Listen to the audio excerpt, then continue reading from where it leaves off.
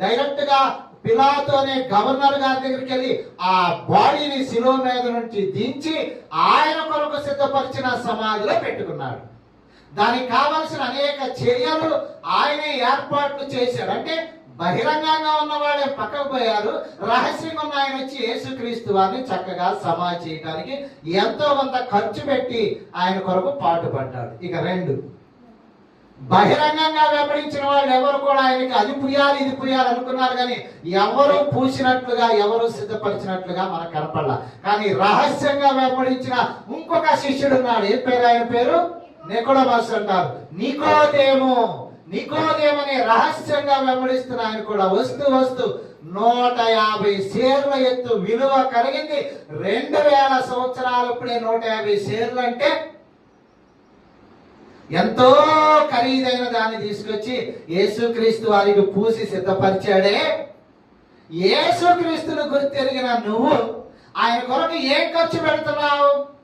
ఆయన కొరకు ఎంత సమర్పించుకుంటున్నాం? ఏమీ తెలియని దినాల్లోనే 2000 సంవత్సరాలు అంటే అజ్ఞాన కాలం అన్నట్లుగా ఉన్న దినాల్లోనే ఒక ఆయన ఏకంగా తన సమాధికి అయ్యాడు, ఏర్పాట్లు చేశాడే. రెండోది ఆయనకు అవసరం ఉన్న వాటన్నిటిని కొనుక్కొచ్చి పూసి ఆయన చక్కగా బరియల్ కార్యక్రమం చేశాడే. ఇన్ని సంవత్సరాల నుంచి యేసును ఆరాధిస్తున్న నీవిచ్చే కానుక మారిందా? నువ్విచ్చే దశభాగం మారిందా? నీ ప్రత్యేకమైన అర్పణ మారిందా? యేసయ్య నీ కొరకు ఇంత కార్యం చేశాడని నీ విధానం మారిందా? ఆలోచన చేసుకో. దేవుని కొరకు ఖర్చు పడుతున్నావా? కష్టపడటంతో పాటు ఖర్చు పడుతున్నావా?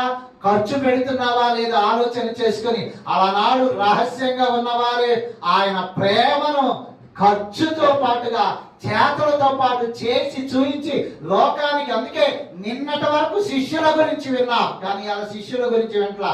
ఇవాళ ఎవరి గురించి వింటున్నామో తెలుసా?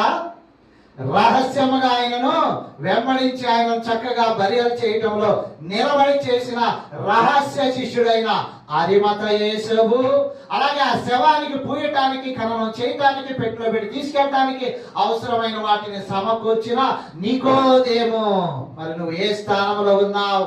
శిష్యుడని చెప్పుకుంటూ యేసయ్య కొరకు రూపాయి ఖర్చు పెట్టగలిగిన స్థితిలో ఉన్నావా? రహస్యంగా వెంబడించి ఎవరికి తెలియకపోయినా వేలు రూపాయలు యేసు కొరకు గుమ్మరించే జాబితాలో ఉన్నావా? Test your self. ఎవరు నువ్వు?